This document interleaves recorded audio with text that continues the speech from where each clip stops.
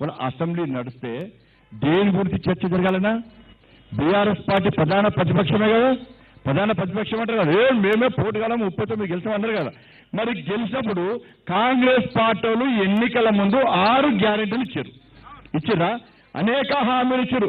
4,000 రూపాయలు పెన్షన్ ఇస్తున్నారు, 2,500 రూపాయలు మహిళలకు ఇస్తున్నారు, 2 లక్షల రూపాయలు రుణమాఫీ చేస్తున్నారు, ఇళ్ళ జాగా ఇల్లు ఇవ్వడానికి 5 లక్షల రూపాయలు ఇస్తున్నారు, ఉద్యోగాలు ఇస్తున్నారు, ఇవన్నీ ఇస్తున్నారు లేదా? మరి బీఆర్ఎస్ అసెంబ్లీలో ప్రశ్నించాలా లేదా? ప్రశ్నించిందా? మరి ఒక్కసారి బీఆర్ఎస్ మాట్లాడిరా? మరి ఇచ్చిన హామీలు ఎప్పుడు నెరవేరుస్తారు, ఎందుకు నెరవేరుస్తారు బీఆర్ఎస్ అడిగినరా? ఇదంతా ప్లాన్. బీఆర్ఎస్ కాంగ్రెస్ కలిసి ఎన్నికల్లో పోటీ చేస్తారు. ఎన్నికల తర్వాత కలిసే పార్లమెంట్ లో బీఆర్ఎస్ ఒక్కరికి గెలవడానికో కానీ వాళ్ళు కలిసే ఉంటారు.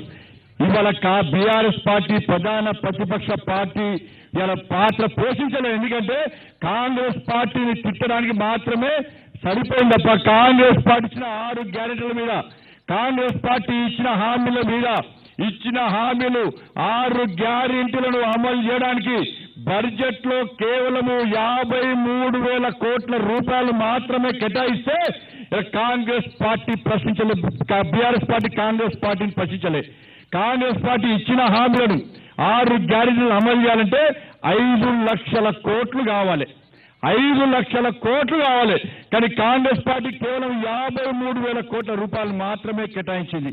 మరి బీఆర్ఎస్ పార్టీలు ప్రశ్నించాల్సిన బీఆర్ఎస్ పార్టీ ప్రశ్నించలే. వీళ్ళిద్దరి మధ్య అండర్స్టాండింగ్. మీరు 6 గ్యారెంటీలు ఇవ్వకండి, హామీల గురించి మాట్లాడకండి.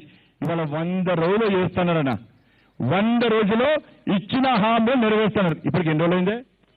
ఎన్ని రోజులైందని మీరు గెలిచి 70 రోజులు.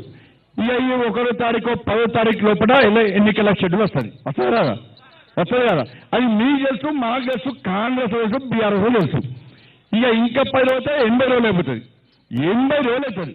ఇక కాంగ్రెస్ పార్టీ వాళ్ళు ఏం చేస్తున్నారంటే మేము 100 రోజులు చేద్దాం అనుకున్నాం, కానీ ఎన్నికల కోడ్ వచ్చింది, అందుకే చేయలేకపోతున్నాం. మళ్ళీ ఓట్లు వేసుకుంటారే, మళ్ళీ మీరు ఓట్లేస్తారు. మీరు వేస్తారు ఈసారి, వేసారా? 80 రోజులలో 90 రోజులలో గ్యారెంటీలు హామీలు అమలు చేయని కాంగ్రెస్ పార్టీ ఇంకా ఎట్లా చేస్తుంది? ఇలా వాళ్ళే చెప్పబట్టే జీతాలు లేవే, పైసలు లేవే అని వాళ్ళే చెప్పబట్టే ఈ 6 గ్యారెంటీలు ఎక్కిస్తాడు. ఒక్క మహాలక్ష్మి పథకం అమలు చేయాలంటేనే దాదాపు 60,000 కోట్లు అవసరం.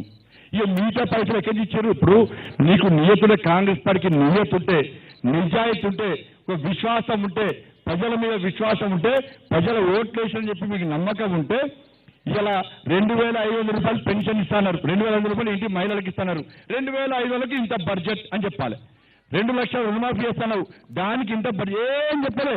అందరినీ మోసం చేసే ప్రయత్నం కాంగ్రెస్ పార్టీ చేసింది. కాబట్టి దయచేసి అన్న మీరందరూ ఆలోచించాలి. ఇలా మోడీ గారు చెప్పారు, ఇలా బిఎల్ వర్మ గారు ఇప్పుడే చెప్పారు, మోడీ గారు మీ అందరికీ 2 చేతులు దండం పెట్టినా. ఏమని పెట్టింది తెలుసా? లబ్ధిదారులకు నా తరఫున నమస్కారం చేయండి, బీజేపీ కార్యకర్తలకు 2 చేతులు జోడించి మొక్కుతున్నా అని చెప్పండి. ప్రతి కార్యకర్త పోలింగ్ బూత్ లో పనిచేయాలి, ప్రతి కార్యకర్త పోలింగ్ బూత్ లో పనిచేయండి.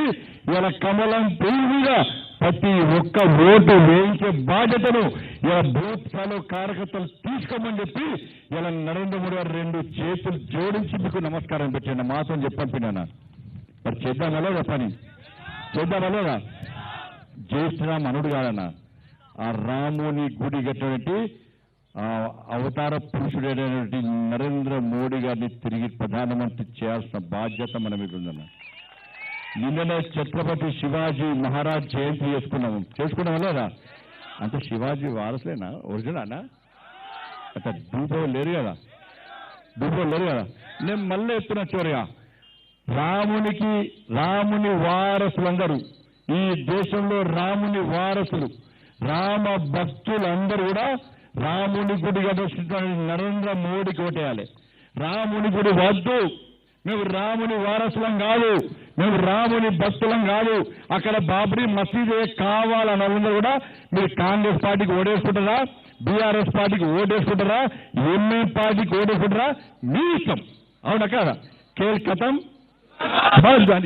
దుకాణం 100 గ్యారెంటీ రాసి పెట్టుకోరు. ఈసారి ఏం చేసినా కూడా 370 సీట్లు నరేంద్ర మోడీ గారి నేతృత్వంలోని భారతీయ జనతా పార్టీ ప్రభుత్వం పక్కా మీ అందరి కష్టార్జితం వలన మీ అందరి కష్టం వలన సాధించబోతుంది. కాబట్టి దయచేసి కార్యకర్తలు ఎవ్వరు కూడా ఎక్కడ కూడా ఏం తప్పుడు ప్రచారం నమ్మకండి. బీజేపీ సింగిల్ గా పోటీ చేస్తుంది. సింగిల్ గా ఈ తెలంగాణ రాష్ట్రంలో